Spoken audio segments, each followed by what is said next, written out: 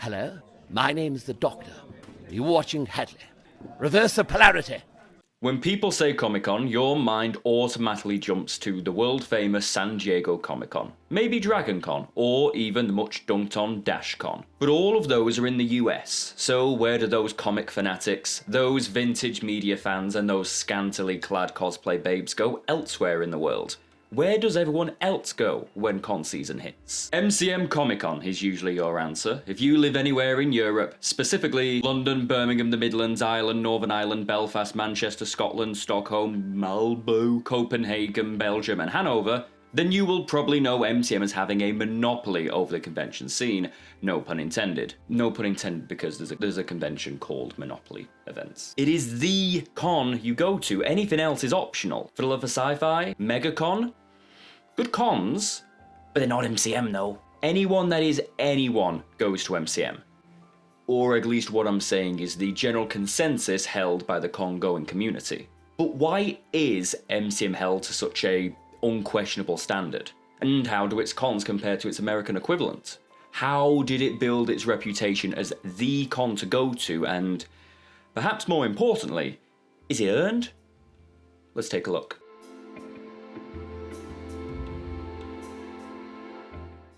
Originally named MCM Expo, it was founded in 2001 by Paul Miley and Brian Cooney, who were both already established organisers within the fan convention entertainment industry. It started off as a smaller con, just one day, but has since expanded into the largest con in all of Europe and spans across 3 whole days. Unfortunately, lots of content from back in MCM's earliest years either hasn't been archived or just doesn't exist. In the early 2000s, there simply wasn't as much hype and coverage surrounding Comic-Cons as there is today. In fact, finding pictures from conventions before 2010 is uncommon and almost have an unsettling nature to them. Ugh. What we do know is that these early MCM Expos were clearly successes. The Movie Comic Media Expo group eventually rebranded into MCM Comic Con and began to host conventions all across Europe, though mostly focusing in the UK. The conventions are typically held once a year, though both Birmingham and London run twice a year, usually on the last full week of May and October. There have obviously been exceptions to this, given what happened in 2020, and the least said about their new schedule, the better.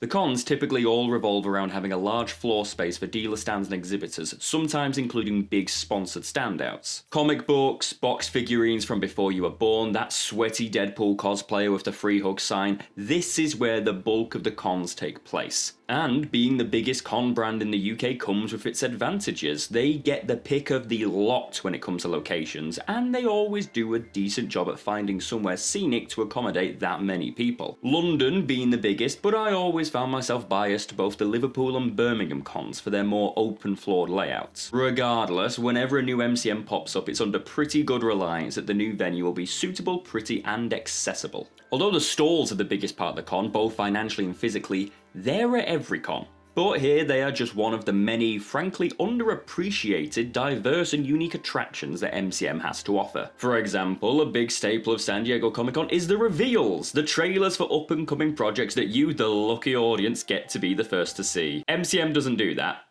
But in fairness, most cons don't. Nothing! But they still do have a fair hand at getting guests, usually ones out to promote their new work. Notable previous attendees have included stars from Doctor Who, Marvel, Star Wars, Stranger Things, DC, and even self-made creators from YouTube. Hey, give us a shout, would you? They do panels where they do interviews, get to talk to the audience, one-on-one autographs and photo shoots, the usual special guest stuff. To start from being a smaller convention and end up with guests of this caliber, you don't need me to tell you that at this point MCM has long completed its underdog character development. Cosplay is one of the main draws of any Comic-Con. That's not just exclusive to MCM. But, let's be honest, though cosplay may be more commonplace on the internet these days, back in 2002, this was not the case. There was no eBay stores to buy pre-made costumes, Etsy wasn't a thing, the idea of having a foam prop commission was still 10 years away, it was nowhere near as accessible as it was today.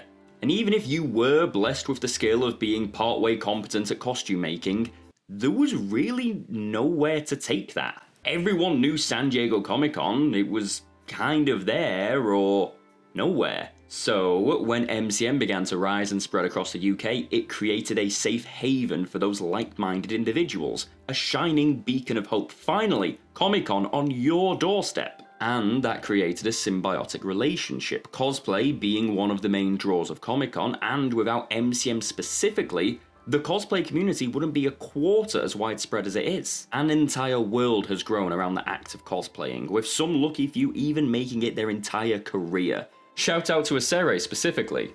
Respond to my texts.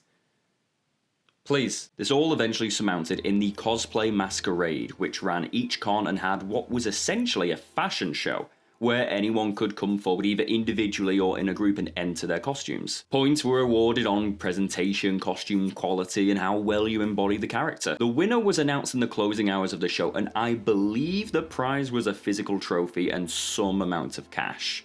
Not too sure about that one, I never won one. Another factor cosplay played in MCM was that of the Fringe Festival. The purpose of Fringe was to allow cosplayers, in days where social media presence wasn't a thing, to organise photo shoots, meetups, picnics, get-togethers, essentially getting permission and help from the organisers to run your own mini-event within the con. For example, if I'm interested in doing a group cosplay for... oh god, what came out in 2010? The King's Speech, but none of my friends are cosplayers, I could search on the website and either join a pre-existing event or create my own. Then strangers with shared interests would meet up and make friends. I can honestly say that about 90% of my friend group is made up of people I met through conventions, including most of my previous partners. And the more people meeting up and doing high quality photo shoots together, the more free advertising MCM would get. A win-win in the most extreme of circumstances. And the Eagle Awards, the longest running fan-voted awards for the comic industry, founded in 1977, started to be held there, and even in 2013 was officially rebranded as the MCM Award. Heck, MCM got so big it even got a monthly magazine that would give you all the behind-the-scenes news of coming conventions, highlight spots, reviews, like a school paper but for Comic-Con.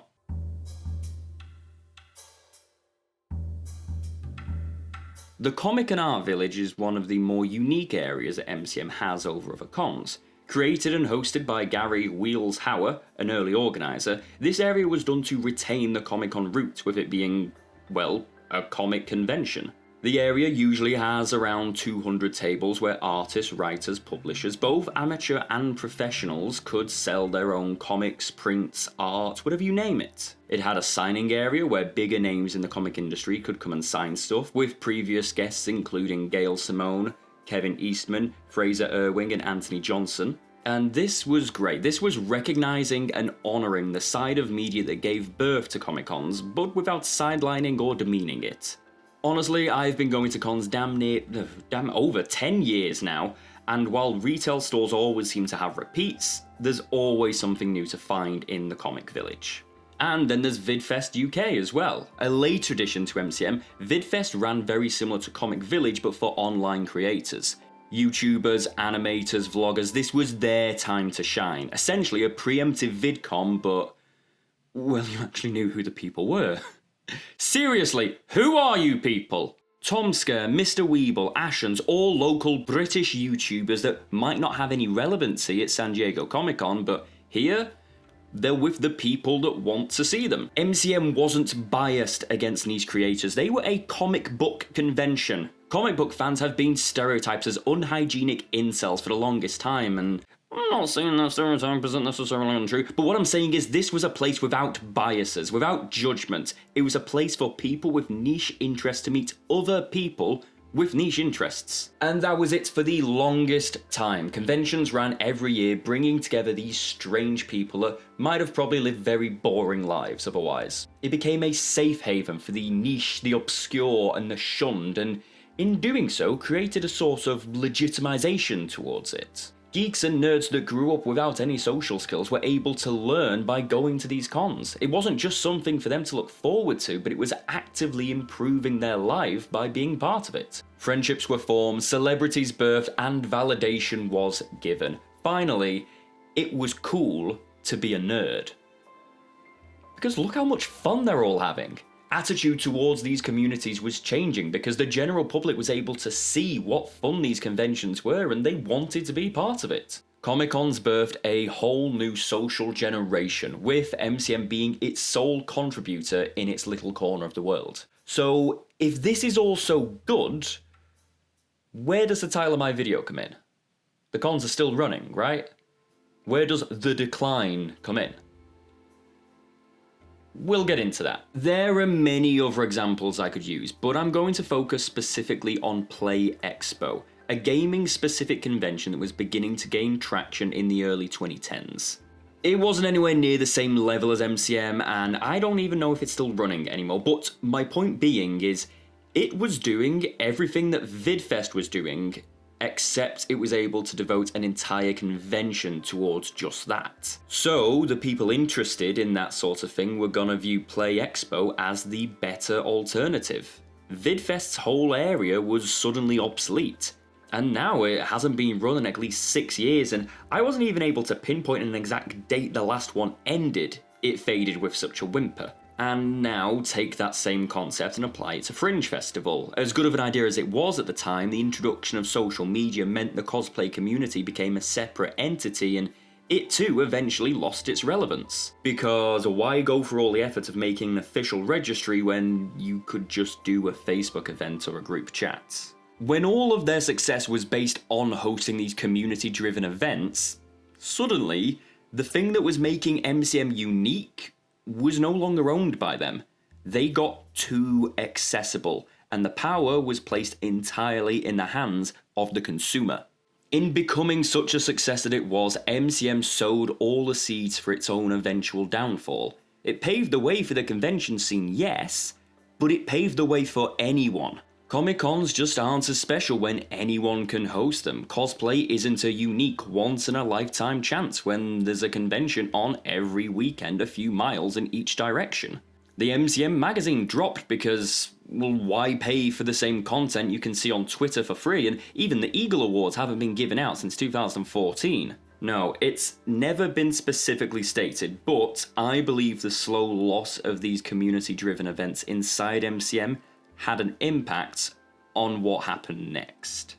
In 2017, Readpop, who is an American company known for running both Star Wars Celebration and New York Comic Con, purchased the name and all connected rights, events and assets of MCM Comic Con for an estimated $23 million, or about £17 million for normal people. In an article Forbes released at the time regarding the purchase about Readpop, it was said, "In recent years, Readpop has recognized pop culture audiences emerging throughout the world, where it has produced large-scale American-style experiences for these new fans and connected exhibitors to these hungry, unexplored markets." Readpop's previous global events have been held in China, France, Australia, Germany, Indiana, Singapore, Korea, and other territories across the globe. That was an awful American accent, I do excuse myself.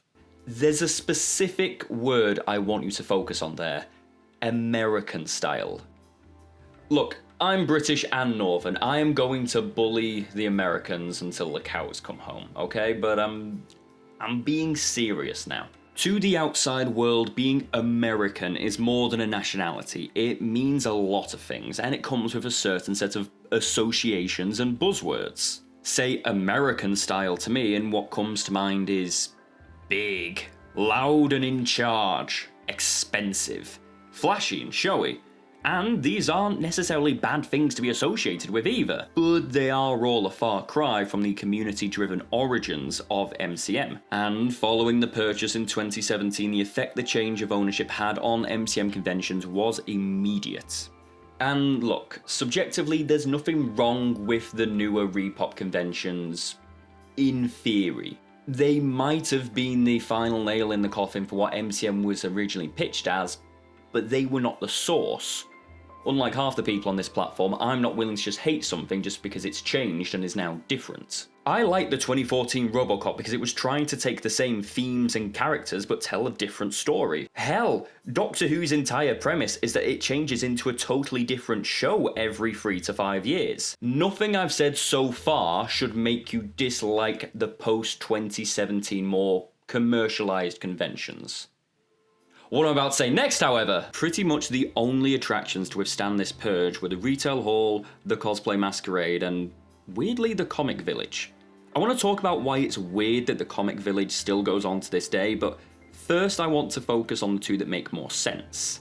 There will always be consumers and cosplayers. The retail hall and the masquerade were always going to be safe. But that doesn't mean they didn't change. At this point, even before the purchase if I'm honest, bigger businesses like Forbidden Planet and Funko began to sponsor the con, moving in and pushing aside the independent businesses for their own stalls. The convention hall was beginning to look less and less like a family market and more akin to a themed mall. You don't need me to tell you why this is a bad thing. Comic-Con was founded on breaking away from the mainstream, but by making the fandom community more desirable, it slowly began to appeal to it. And which is more profitable of a stall to have in your convention? The family-run business selling vintage 80s action figures, or the expensive international million-dollar brand? Yes, it's less unique and obscure, and all the other buzzwords I was literally using to describe the MCM brand earlier, but it's more profitable. And though cosplay was no longer something unique to MCM or Comic-Cons in general, its presence at the con has evolved into something that you could definitely call more commercialized. Being the biggest con in the UK, MCM became the who's who of the cosplay community. You wanted to be at MCM so that you weren't left out. And with cosplay celebrities come cosplay elitists, people that compete to have the best costume and will tear others down to get it. Being at MCM, the biggest con in the UK, and having a crowd flock to take your pictures became a social achievement. It became an issue of brand loyalty. And it's for this reason why I think they've allowed the tickets to skyrocket in price. Yes, there were other conventions all across the UK, but they weren't real conventions. They were just biding the time until the proper con started again. Come on guys, are you cosplayers or not? Only real cosplayers go to MCM. Nobody does Comic-Con better than MCM. Amy likes spiders. And no, none of this was said, obviously. And they increased the prices because the running of the cons was getting more expensive. But they also increased them because they knew we would pay. And seriously, I am trying to be subjective, but to go from a £30 weekend ticket to a £60 one is just... At that point, there's such little on offer that I can't either buy online or watch on TikTok. If I didn't get a creator's pass, I wouldn't be going to MCM at all nowadays. Creator's pass I can now say goodbye to after this video, but heyo! But back to Comic Village, which is a bit of an odd one. With the rise of things like Etsy, it really should have followed along the same path as Vidfest. There are better alternatives elsewhere. But Comic Village has surprisingly stood the test of time. And I will personally put this down to it pseudo-evolving into the same sort of niche as curiosity shops. They may not have a lot of mainstream appeal, nor are they likely to be profitable to any big business, but you kinda can't resist going in for a look.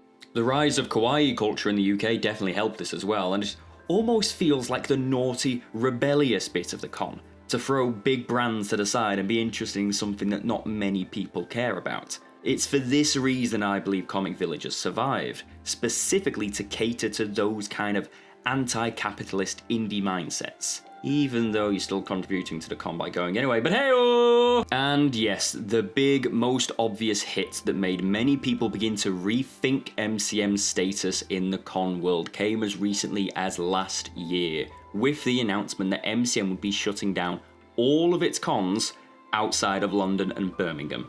They had been slowly whittling down the conventions for a while, but never had they cancelled so many in one go. Now, you could argue that this was a decision made to focus on quality over quantity, which I can agree with. But then the question is, where's the improvement of quality? I'm not seeing the running of the convention being that dissimilar to what it was before the takeover. Oh, wait, no. Yes, I am. It's the special guests. They're getting better, but the con is staying the same around them. Better special guests mean more attendees, which means more money. Sacrificing the other smaller cons means they can focus on getting a small number of very genuinely good special guests instead of a lot of meh ones. No offense to Kai Owen or Andrew Lee Potts. Because why go through the effort of being creative and diverse when you can just throw money at the problem and get profits? The best comparison I can give it is the Epcot Creation Shop at Disney World in Florida. It's a very good example of the rebranding Disney is going through right now, and so it's attracted a lot of, I believe, warranted criticism. Poseidon Entertainment did a great video on it. I highly recommend you check him out and just his channel in general. I'll leave a link in the description, but essentially he sums it up like this. The new Creation Shop is a brightly lit and clean environment that resembles just a basic mall. It doesn't look like what we have come to associate with Disney, but that's because its main purpose isn't to entertain, it's advertising its product to the customer. You compare that to the old World of Disney store, which was oozing in theming and almost a pseudo-attraction in itself, and it's pretty obvious the more corporate, profit-orientated turn that the Disney company is taking. And it's a change that I think is very comparable to the change of direction that MCM has been going in the past few years. Hell, you can even see the difference in their logo. Granted, Readpop is not as bad as Disney, don't get me wrong, not yet anyway, but it does seem to be the same thought process that is being applied. I will not accuse Paul Miley or Brian Cooney of selling out. It's basically impossible, as who don't seem to have given any public word on the matter. But because I feel selling to Readpop was just the natural progression of the way the conventions had already been going. MCM was doomed by its own success. This more commercialized, profit-orientated turn of things wasn't a result of them selling ownership, but rather a symptom that caused them to do it. As other conventions rose up, they were forced to sacrifice things to keep relevant, and again, this is entirely speculation, they've never given any say on the matter. I would personally read that as them being displeased with the state the convention had become. I could be wrong, they could have also just been sick of running a convention for nearly 20 years, they could have had a fallout between themselves, I don't know, but I'm just looking at the evidence and that's what I'm taking away from it. Now, you take a picture on your phone, hashtag it, chuck it up on the gram, and it is instantly preserved for generations to come. But back when MCM first began, if you brought a disposable camera to the con, you might be able to get some of the pictures developed and maybe put them in a photo album. No. Cons just don't work like that. They're meant to be forgotten. No, hear me out. Cons deal with a fast-paced community, the media they present is always moving and the culture continuously evolving, which means a con can be one of the best of all time. But give it a few weeks after the fact and it's gone from memory while everyone is prepping for the next one. And now all the world has its eyes on MCM and those specific niche interests, they're kind of embarrassing. You look on the posters and it's the Funko stalls that get the publicity, it's the MCU cosplays that get on the posters. And that's because those are what are most marketable these days. The niche and obscure isn't marketable, and here's the thing, you can't be successful if you're not marketable. The rise and decline of MCM Comic Con He said it! Was unavoidable and bound to happen. But that doesn't mean it wasn't a great ride while it lasted. And Readpop has adjusted fine to this new pro-fandom world. And even the event's original organisers have gone on to run their own competing convention, MegaCon, which runs in London, Birmingham and Manchester. So look, this is not a cancellation piece, please nobody stop going to MCM. Honestly, even with competition from the likes of Monopoly and MegaCon, I'd still say MCM is probably the best jack-of-all-trades family convention that the UK has going. None of this is me being sour and making a personal attack against MCM.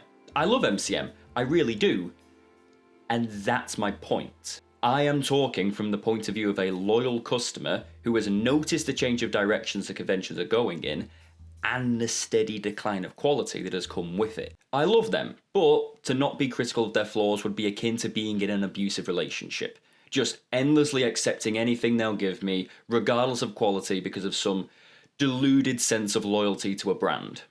But enough about Doctor Who fans. If you would be interested in more strange delves into niche media, please do hit that like button, subscribe, ring the bell, the usual YouTuber stuff. If you want to see more of me, then I'm most active on Twitter and Instagram, and if you want to see me making a fool of myself for the validation of strangers, my TikTok is also a thing. I hope you've enjoyed this video, and even if you haven't, I hope that you have found it just the least bit interesting. Thanks very much. Ooh, don't do the wink, I hated the wink.